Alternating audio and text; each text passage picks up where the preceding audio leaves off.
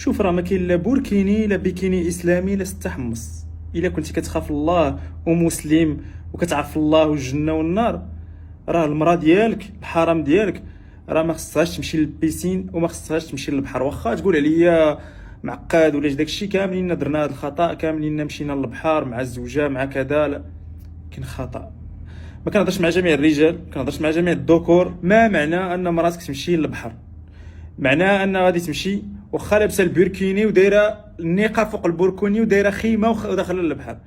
ودي شحال غادي تدخل؟ 5 دقائق، 10 دقائق، 20 دقيقه، ومن بعد راه غتخرج. نتوما ديك 4 السوايع اللي تجلسوها في البحر غتخرج، غتبقى تشوف لك في الرجال.